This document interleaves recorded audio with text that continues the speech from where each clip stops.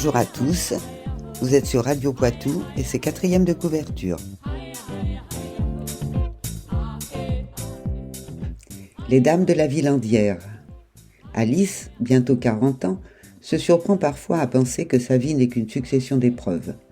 Divorcée, sage-femme dans une petite maternité menacée de fermeture, mais aussi mère de Camille, une adolescente en pleine rébellion.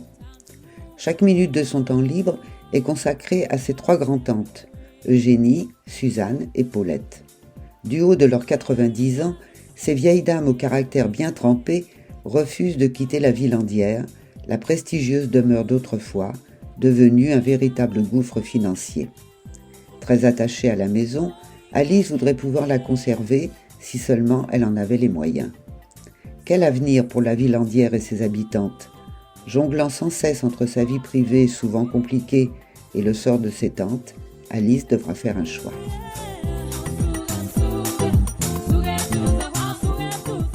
Son auteur est venu jusqu'à la maison secrète et nous sommes auprès d'un bon feu qui crépite dans la cheminée.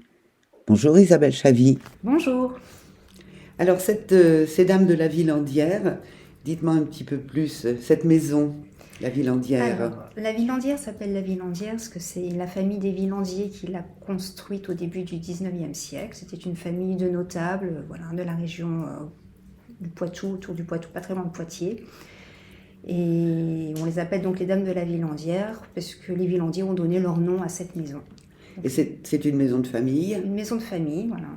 Qu'ils ont depuis plusieurs générations. Ça va faire, comme l'histoire se passe de nos jours, la maison a à peu près 150 ans. Ouais.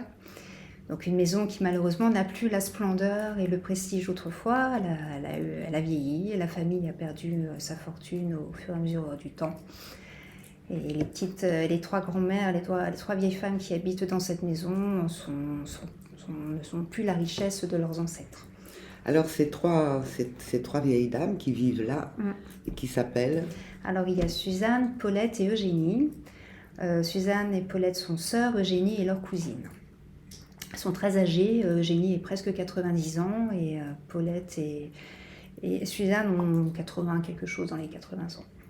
Et il y a un 4e personnage, une 4e dame, plus jeune. Qui est Alice, leur nièce, qui approche la quarantaine, qui ne vit pas à la Villandière, mais qui habite pas très loin et qui est sage-femme donc dans la ville juste à côté. Et qui a donc la responsabilité de s'occuper de ces 3 vieilles dames qui n'ont plus personne d'autre qu'elle. Donc elle jongle entre sa vie personnelle, sa vie professionnelle, sa fille adolescente qu'elle élève seule, et puis ces 3 vieilles dames qui ont toutes les 3 un caractère bien trempé. Donc voilà, c'est aussi l'histoire, et c'est surtout l'histoire d'Alice aussi qui doit gérer tous ces... Voilà, donc Alice c'est une jeune femme d'aujourd'hui qui jongle donc avec sa vie privée. Une vie privée qu'elle aimerait un peu plus épanouissante. Elle commence à vouloir vivre pour elle. Elle a longtemps vécu pour les autres. Elle continue encore un peu, et c'est vrai qu'elle a des aspirations, elle aspire à autre chose, mais c'est pas facile, parce que donc entre sa fille qui grandit mais qui est toujours présente, les 3 vieilles dames qui sont pas toujours faciles à vivre au quotidien non plus, donc Alice est prise un peu en étau, et c'est un peu le grand écart permanent, le dilemme à chaque fois. Et le dilemme pour Alice comme pour les tantes, c'est de se dire qu'est-ce que va devenir cette maison, qui va l'entretenir, qui va s'en occuper quand on sera plus là. Parce que c'est une maison de famille donc qui tient à cœur à tout le monde, qui a un grand passé. Il y a beaucoup de souvenirs dans cette maison, aussi bien dans les objets, les mobiliers que les souvenirs personnels. Les 3 tantes y sont très très très attachées, et leur rêve c'est que la maison revienne à Alice quand elles ne seront plus là. Alice, elle, par contre, est un peu plus lucide. Elle se demande, comment elle va pouvoir garder cette maison, parce qu'elle sait très bien que financièrement, ça ne sera sans doute pas possible, sans parler des frais de succession. Donc, il y a ce spectre pour Alice de l'avenir qui se profile, où elle ne peut pas dire aux tantes que, oui, la Villandière, elle y tient, mais en même temps, c'est un poids mort pour elle. Elle ne sait pas ce qu'elle va en faire plus tard, et ça l'inquiète. Et les trois vieilles dames, on découvre petit à petit leur vie par bribes, parce qu'elles ne disent pas tout de suite. Ouais.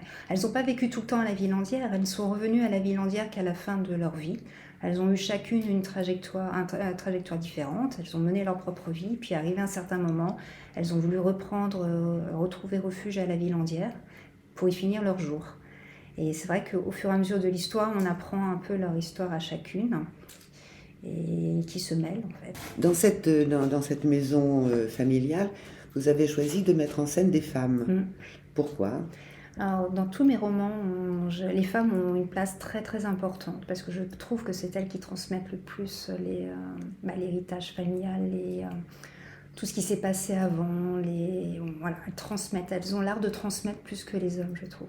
Et les femmes sont souvent très secrètes sur leurs propres histoires, elles ont une forme de pudeur aussi et qui révèle. Et en fait, il y a plein de choses à dire derrière qu'elle ne montre pas forcément du premier. On va voir avec, par exemple, Suzanne qui a une histoire, même Paulette ou Eugénie, elles n'en parlent pas spontanément et pourtant elles ont des histoires passionnantes.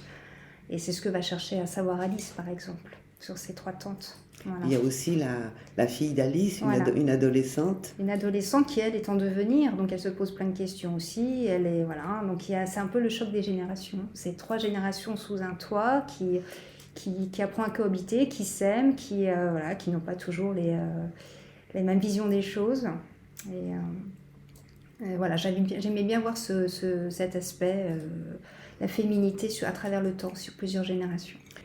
Il y a un autre personnage qui apparaît petit à petit au fil de l'histoire, qui est un voisin, l'ami d'enfance d'Alice. Oui, Luc, qui est le fils des métayers, en fait, des Villandiers. En fait, autrefois, les Villandiers, quand ils ont bâti cette maison, ils avaient des métayers, donc des domestiques et des métayers. Et Luc descend de cette famille de métayers, sauf que pendant longtemps, ils étaient considérés comme les domestiques. Et puis après, au tournant du XXe siècle, après la guerre 14-18, l'ordre des choses va s'inverser. Les Villandiers vont perdre petit à petit leur fortune. Les fils vont mourir à la guerre. Et c'est les fils des métayers, eux, vont survivre. Et petit à petit, ils vont racheter les terres. Enfin, l'ordre des choses va s'inverser. Ce que les 3 vieilles dames de la Villandière ne vont pas beaucoup aimer sur le moment, parce que voilà. Et malgré tout, ces anciens métayers vont devenir des alliés très précieux pour elles. On ne dira pas plus. On ne dit rien d'autre. On ne dit rien d'autre. On laisse les lecteurs découvrir cette histoire. C'est une jolie histoire. Oui. L'histoire d'une maison. Et c'est vrai que l'avenir des maisons, c'est toujours incertain. C'est toujours incertain, oui. On s'y attache. Les pierres ont une âme, je pense, aussi, pour certaines demeures.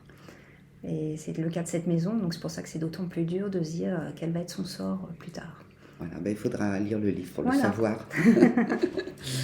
Est-ce que vous êtes déjà en train d'écrire quelque chose ? Est-ce que vous avez quelque chose sous le coude ? Oui, alors quelque chose sur le coude, pas encore sur le point d'être publié, mais il y aura d'autres romans, oui. Bon, on a une petite idée de la thématique ? Pas encore, c'est toujours un peu historique. Je pense que le prochain va se passer au 19e siècle, mais j'en ai aussi un autre, donc c'est encore difficile, je ne peux pas encore dire tout de suite. On va patienter alors. Il faut encore attendre vous reviendrez nous en parler. Oui, avec plaisir. Merci Isabelle. Merci à vous.